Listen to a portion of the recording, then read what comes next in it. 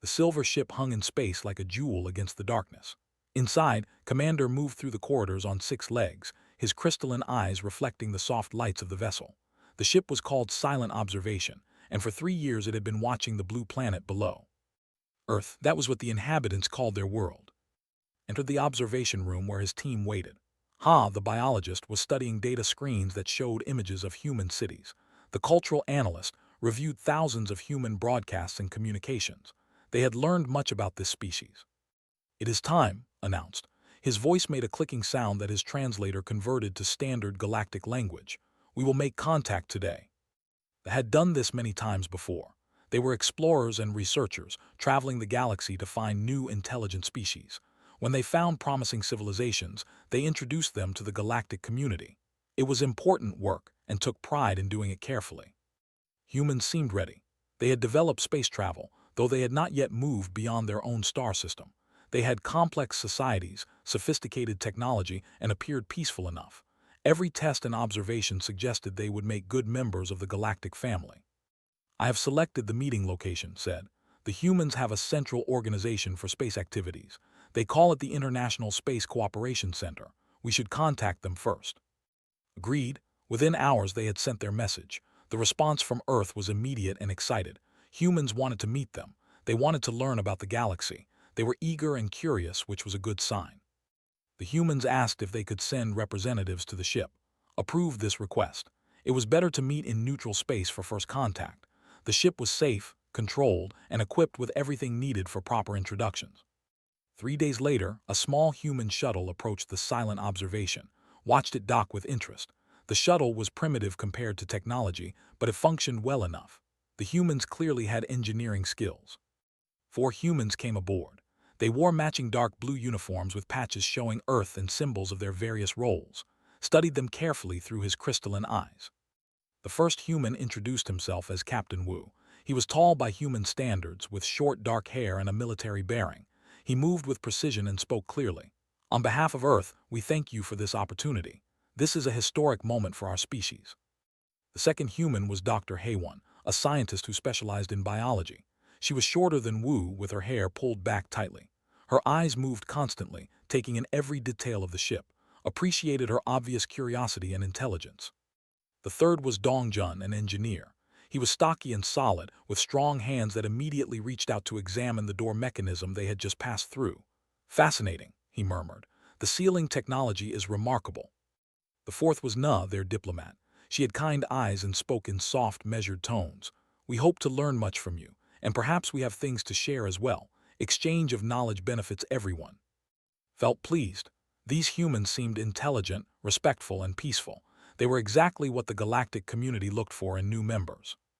"Welcome aboard the Silent Observation," said. Our species has traveled the stars for. We belong to a community of many species, all working together for peace and progress. We believe your species is ready to join us." The humans looked at each other with expressions of joy and wonder. Na spoke for the group. "This is beyond our greatest dreams. We have so many questions." "And we have time to answer them all," replied. "Come, let me show you our vessel." The tour began. Led the humans through corridors of smooth metal and glowing panels. He showed them the observation decks where they could see Earth hanging in space below. He explained how ships traveled faster than light, crossing vast distances that would take human vessels thousands of years. The humans asked many questions. They were particularly interested in the technology, the other species in the galactic community, and what would be required for Earth to join. These were all normal, expected questions. Wu asked about security and defense. Are there hostile species in the galaxy? Does the community face threats? Appreciated the directness. There are dangers, yes, but the community is strong. Together, many species can face challenges that would destroy them individually. Peace through cooperation is our way. Haywon wanted to know about biology and the biology of other species. Ha joined them to discuss this topic. The 2 scientists quickly fell into deep conversation about evolution, adaptation, and the diversity of life in the galaxy. Dongjun examined every system he could see. His fingers traced the lines of technology with genuine appreciation. "The efficiency is incredible.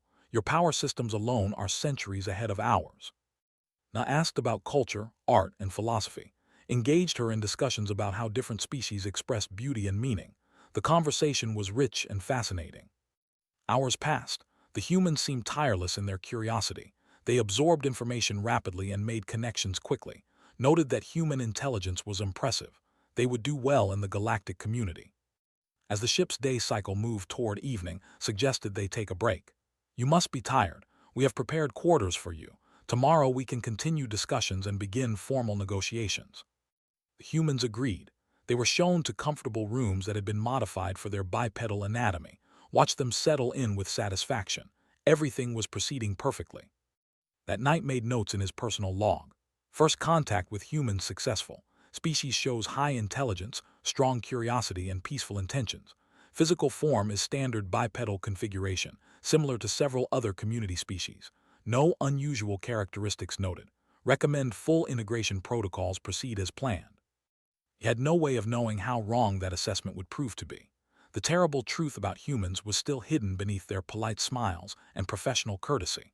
It would take only a few more days for them to discover what they had really brought aboard their ship. But for now, on this first night of first contact, both species rested peacefully. The humans dreamed of stars and new friendships. The plan for a smooth integration of another species into galactic civilization. None of them knew that fear was coming. 3 days passed aboard the silent observation. The meetings between humans and continued smoothly. They discussed technology, culture, and the requirements for Earth joining the galactic community. Everything seemed normal. Ha, the biologist, enjoyed working with Dr. HFY. The human scientist had a sharp mind and asked excellent questions. They spent hours comparing notes on different forms of life in the galaxy, but Ha was about to notice something that would change everything. It happened during a long session in the conference room. They had been sitting for nearly 4 hours, reviewing biological data. Captain Wu stood up from his chair and stepped away from the table. "Excuse me for a moment," he said. "I need to stretch." Ha watched without much interest at first. Then Wu raised both arms high above his head, his fingers interlaced. He pushed his palms toward the ceiling and leaned back slightly. What Ha saw made his crystalline eyes widen in shock. The human's body transformed. Not literally, but the shape became completely different. Wu's shoulders expanded outward. His back broadened and rippled. Through the fabric of his uniform, Ha could see muscle groups activate. They weren't small muscles. They were dense, powerful structures that ran from the human's neck down through his torso, along his arms into his core. The human's chest expanded as he took a deep breath. More muscles became visible. His neck alone seemed to contain more functional tissue than most species Ha had studied possessed in their entire bodies. Wu held the position for a few seconds, then released it with a satisfied sound. "Ah, that's better. Sorry, sitting too long makes me stiff." He sat back down as if nothing unusual had happened. The other humans didn't react at all. This was clearly normal for them. Ha said nothing, but his mind was racing. He had performed medical scans of the humans when they first arrived.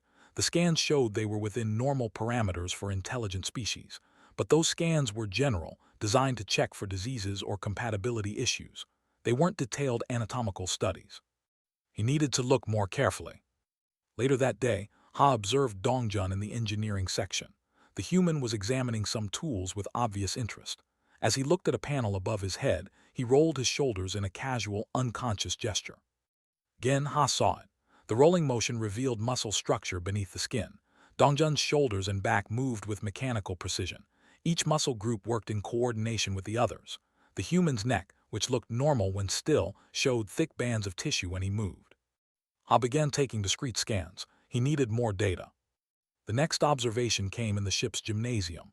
They had converted part of it for human use. Dr. HFY had asked if she could exercise. "I need to maintain my routine," she explained. "Humans get uncomfortable without regular physical activity."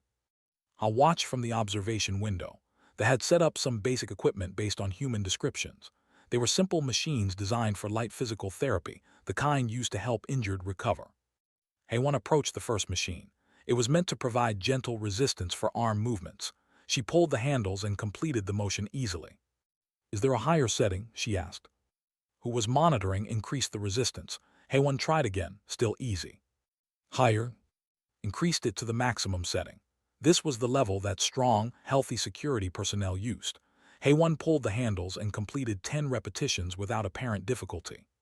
"That's good," she said. "Thank you." Then she moved to other equipment. She performed movements that used for serious physical rehabilitation, but she did them as if they were simple warm-up exercises. Her breathing barely increased. Her movements were controlled and precise. When she finished, she wasn't exhausted. She was barely breathing hard. I felt a cold sensation spread through his body. Something was very wrong with his understanding of human physiology. That evening, he saw Na in the common area. The diplomat was the smallest of the four humans. She looked delicate, almost fragile by human standards.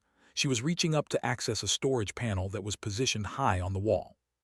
As her arm extended upward, Ha saw the same thing he had seen in the others. Her arm wasn't a simple limb. It was a complex machine of articulated muscle, tendon, and bone.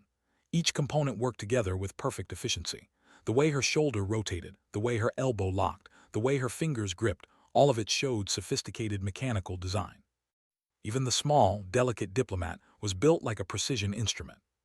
Ha returned to his laboratory and began detailed analysis. He pulled up all the scans he had taken of the humans. He accessed the databases that humans had shared about their own biology. He studied their evolutionary history, their planet, their development as a species. The numbers were devastating. Human bodies consisted of approximately 40 to 50% skeletal muscle by body mass.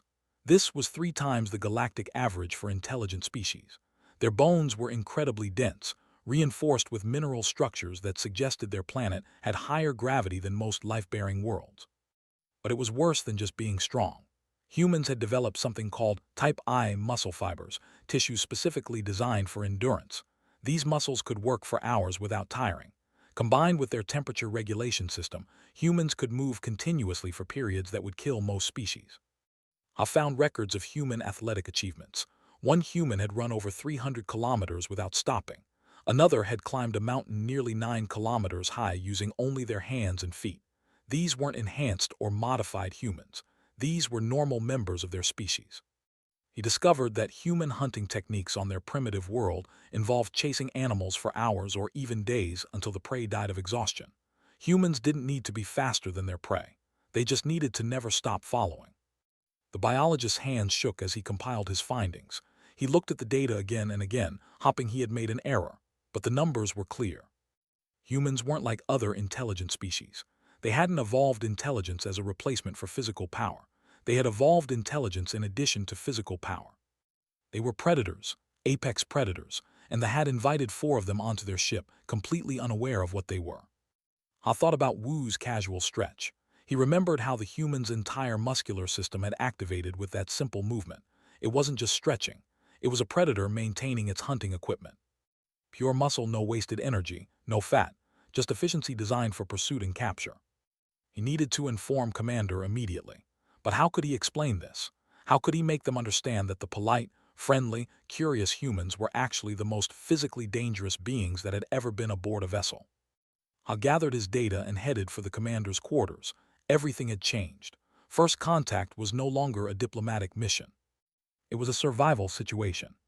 Commander looked at the data screen in silence. Ha stood beside him, waiting. The biologist had presented his findings in a closed meeting room, away from both the other crew and the human guests. Now the commander needed to understand what they meant. "Show me again," said quietly. Ha brought up the anatomical scans. He highlighted the muscle density, the bone structure, the cardiovascular system. Then he showed comparative data from other intelligent species in the galactic community. Humans have nearly 3 times the muscle mass of comparable species, Ha explained. But it's not just the amount, it's the type. They have 2 kinds of muscle fibers. One type is for quick, powerful movements. The other type is for endurance. Most species have one or the other. Humans have both in significant quantities. Studied the numbers. Their bones are very dense as well. Yes, Earth has higher gravity than most life-bearing worlds we've encountered. Their entire skeletal structure is reinforced. A fall that would shatter my bones might only bruise a human. The commander switched to another screen, and this cardiovascular data. Humans have what they call a closed double-loop circulatory system with a 4-chambered heart. It's extremely efficient. They can regulate their body temperature by secreting liquid through their skin. This cooling system allows them to maintain physical activity for hours without overheating. I pulled up video footage from Earth. It showed humans engaged in various activities: running, climbing, swimming. Each activity demonstrated physical capabilities that seemed impossible for an intelligent species. On their world, humans were pursuit predators, Ha said. They hunted by following prey animals for hours or even days. The prey would run until it collapsed from exhaustion. Then the humans would simply walk up and kill it. Felt cold, they hunted by never stopping. Exactly. Humans have greater endurance than almost any animal on their planet. They can't run as fast as many creatures, but they can run longer, much longer. There are documented cases of humans running over 100 kilometers in a single day. The commander thought about this. The longest any individual had ever run was perhaps 5 kilometers, and that was considered an extreme athletic achievement. What about their sensory organs? Asked. Their eyes face forward. That's a predator's configuration. It gives them excellent depth perception for targeting and tracking prey. Their brains dedicate significant processing power to following moving objects. When something moves, human attention locks onto it automatically. I pulled up more data. They also have impressive pain tolerance. Humans can function with injuries that would incapacitate most species. They have redundant organs, 2 kidneys, 2 lungs. If one is damaged, they can survive on the other. They've documented cases of humans continuing to fight or flee even with severe injuries. What about aggression, combat capability? They have an interesting biological response to danger. When threatened, their bodies release chemicals that temporarily increase strength, speed, and reduce pain sensitivity. They call it an adrenaline response. In this state, human physical capabilities increase significantly. Looked at his biologist. You're telling me that when threatened, humans become even stronger and faster.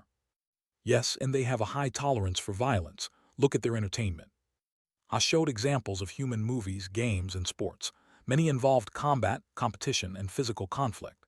Humans watched staged fights for entertainment. They played games where the objective was to dominate opponents. Their stories celebrated warriors and heroes who defeated enemies through strength and skill.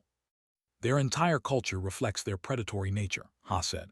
Even their cooperative activities have aggressive elements. They play team sports where the goal is territorial conquest. They have sayings like survival of the fittest and kill or be killed.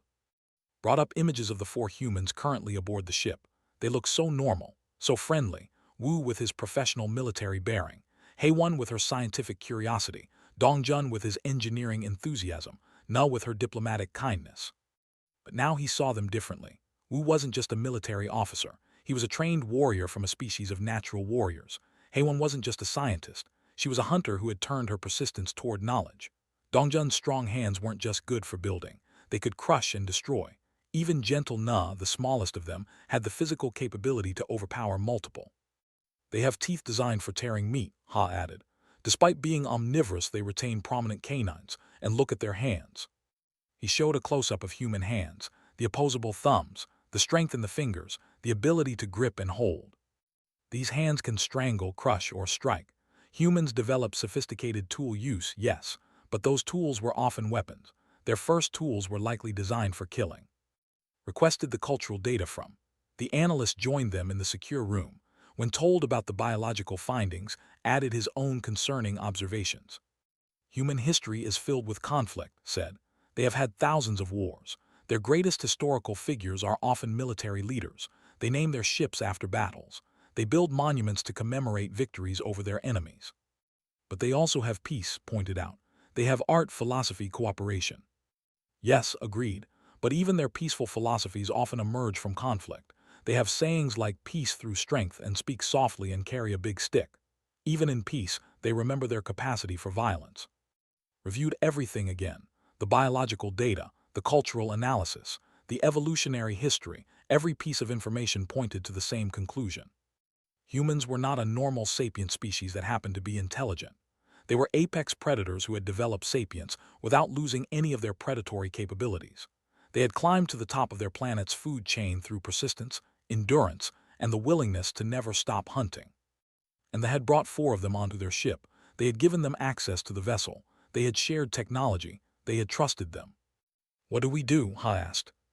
Was silent for a long moment. The humans had shown no aggression whatsoever. They had been perfect guests.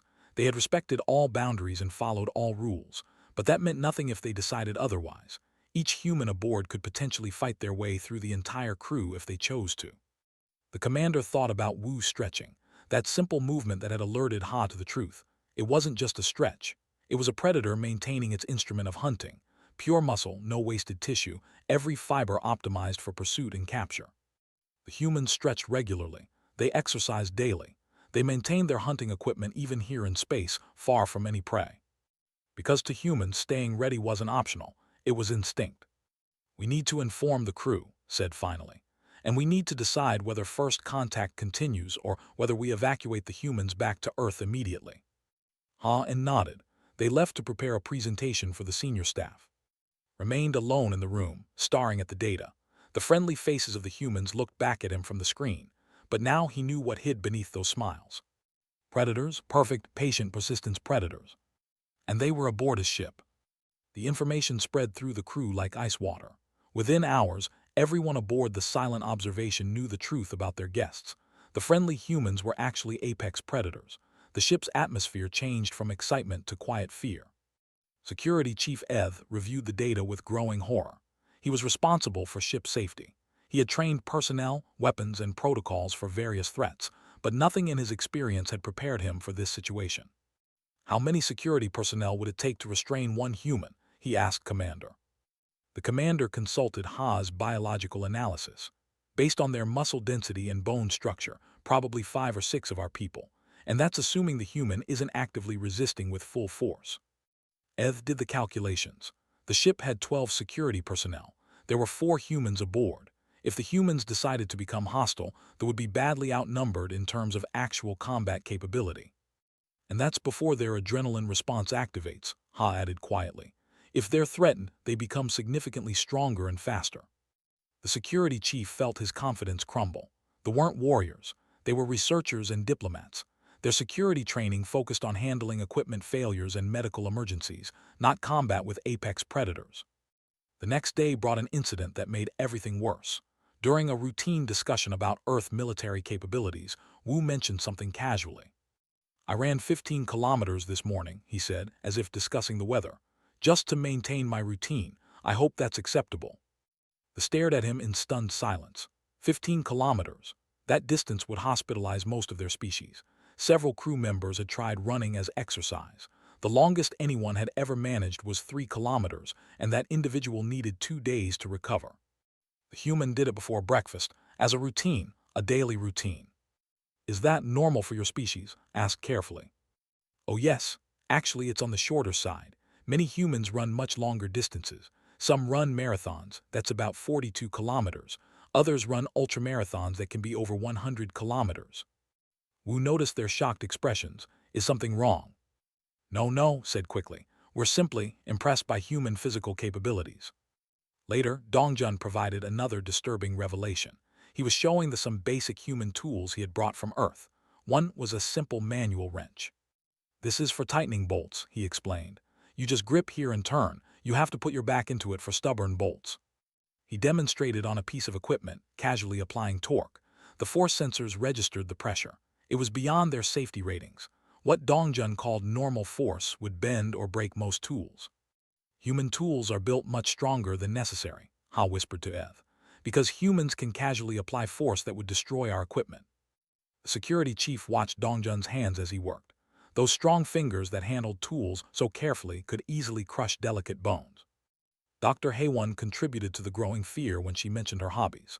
During a conversation about recreation, she said she enjoyed rock climbing. "What is rock climbing?" asked one of the crew members. "Oh, it's when you scale vertical rock surfaces, sometimes hundreds of meters high. You use your hands and feet to grip small holds. It's very peaceful and meditative." They looked up this activity in Earth's databases. The images showed humans clinging to sheer cliff faces, supporting their entire body weight with just their fingers. Some climbed without any safety equipment at all. They did this for fun, for relaxation. Species that climbed vertical surfaces for entertainment was beyond the understanding of normal behavior. The final incident that pushed the crew toward panic involved Na. The diplomat noticed that they were becoming nervous around the humans. She approached Commander with concern. "Is everything all right?" she asked. "The crew seems uncomfortable. Have we done something wrong?" She placed a comforting hand on shoulder as she spoke. It was meant to be a gentle, reassuring gesture, but the commander felt the strength in that touch. Even through her diplomatic kindness, Na's physical power was undeniable. Flinched involuntarily, he couldn't help it. Na removed her hand immediately, looking worried.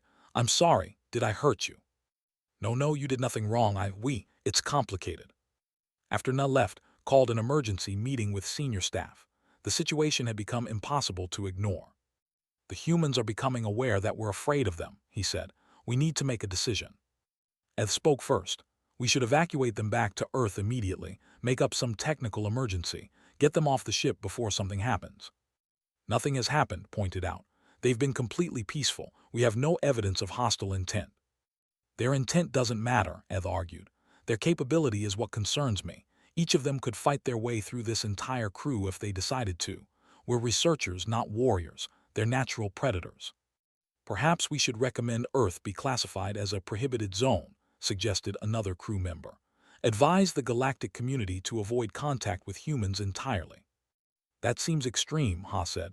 They're intelligent. They've shown curiosity and friendliness. Should we punish them for their biology? It's not punishment, Eth said. It's safety. How can we integrate a species of apex predators into a community of peaceful researchers and diplomats? The debate continued for hours. Some argued for immediate evacuation. Others suggested continuing with greatly increased security protocols. A few thought they should proceed as planned and trust that human intelligence would override human instinct. Listen to all perspectives. He thought about the humans. They truly had been perfect guests, polite, respectful, curious, and peaceful. But he also thought about what he now knew about them. Wu stretching before meetings, a predator maintaining flexibility. Hei-1 exercising daily, keeping her hunting muscles ready. Dongjun's casual strength power that could easily destroy. Nu's gentle touch, containing force that could harm. Every innocent action now carried threatening implications. The commander watched security footage of the humans in their quarters. They were laughing together, sharing a meal. They looked so normal, so friendly. But beneath that surface was biology designed for hunting, for persistence, for never giving up until the prey was caught. Pure muscle, no fat, made for hunting. That phrase kept running through his mind. We need to decide soon, Eth said. The longer they stay aboard, the more risk we face. Risk of what? Challenged. They haven't threatened anyone. They don't need to threaten, they just need to exist. They're walking weapons, every one of them. Made his decision. We'll prepare evacuation protocols, but before we implement them, I want to speak with the humans directly. They deserve to know why we're afraid. The crew looked uncertain, but they agreed. They would prepare the ship for rapid departure.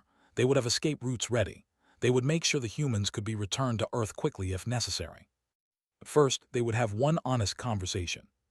Because maybe, just maybe, intelligence could bridge the gap that biology had created. Or maybe they were about to make the biggest mistake of their lives. Nun knew something was wrong. She had spent years training as a diplomat, learning to read people and situations. They were afraid. The question was why. She requested a private meeting with Commander. When she entered his office, she saw him stiffen slightly. That confirmed her suspicions. They were afraid of the humans specifically. Commander, we need to talk, she said, sitting down carefully and keeping her movements slow and non-threatening. You've discovered something about us, haven't you? Considered lying, but humans were intelligent. Nu would see through deception, and she deserved honesty. Yes, he said simply. Tell me. The commander brought up the biological data on his screen. He showed her the muscle density analysis, the bone structure comparisons, the evolutionary history. He showed her how humans compared to other intelligent species in the galaxy. Nu watched in silence. Her expression didn't change as she absorbed the information. We've frightened you, she said when he finished. It wasn't a question. Yes. Because we're predators. Yes.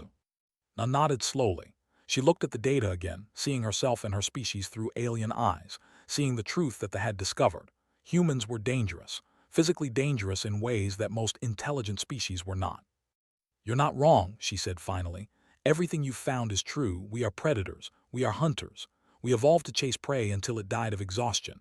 Earth made us this way. But Commander, you've missed something crucial in your analysis. She stood up and walked to the window, looking out at Earth below. May I show you something? Hesitated, then nodded. Nu accessed the ship's database and pulled up human history. But instead of warfare and conflict, she showed different images. Hospitals where humans dedicated their lives to healing others. Organizations that protected endangered animals. Artists creating beauty. Scientists pursuing knowledge for its own sake. Teachers nurturing young minds. We have the capacity for terrible things, Nu said. But we also have the capacity to choose differently. Yes, we're built for hunting. But look at what we hunt now. We hunt for cures to diseases. We hunt for solutions to problems. We hunt for knowledge about the universe. She pulled up more data. We turned our persistence toward building civilizations. Our endurance goes into working 18-hour days to help others. Our strength builds homes and infrastructure. We redirected our predatory nature toward constructive goals. Listen carefully, but your capacity for violence remains. Yes, Na admitted. It does. We can't change our biology, but we can choose what we do with it. That's what intelligence means. It means having instincts but not being controlled by them. At that moment, Wu, Hei-Wan, and Dongjun entered. They had been informed of the situation and asked to join the meeting. Wu spoke first. His military bearing was as strong as ever, but his voice was gentle.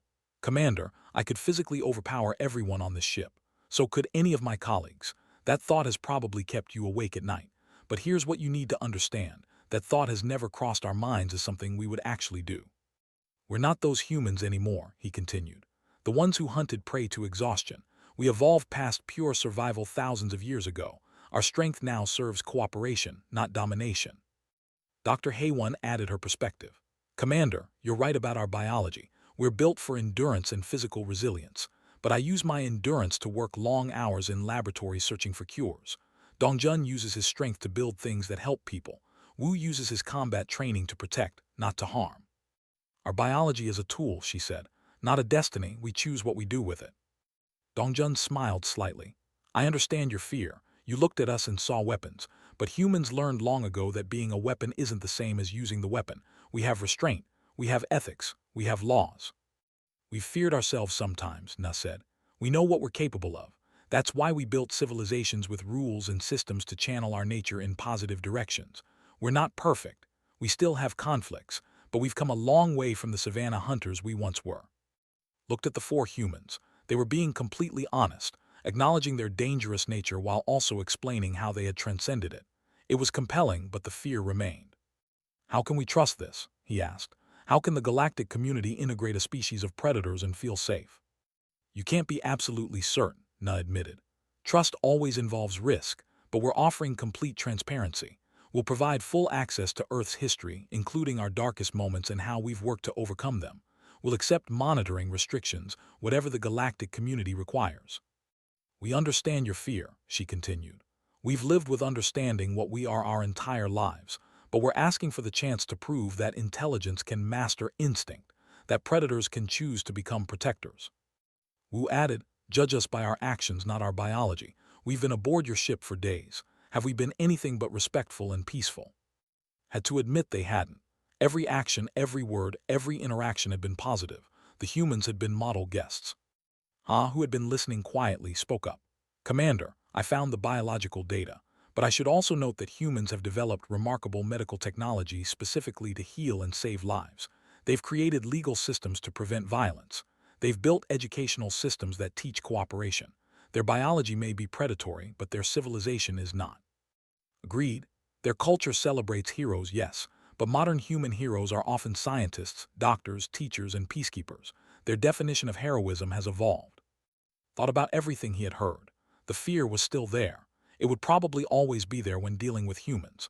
But fear wasn't a good enough reason to deny a species the chance to join the galactic community. What you're asking is difficult, he said to the humans. You're asking us to trust that your civilization has truly evolved beyond your predatory instincts. We're asking you to give us a chance to prove it, Na said. We can't change what we are, but we can show you who we choose to be. Made his decision. First contact will continue, but there will be conditions. Humanity will be monitored closely as you integrate into the galactic community.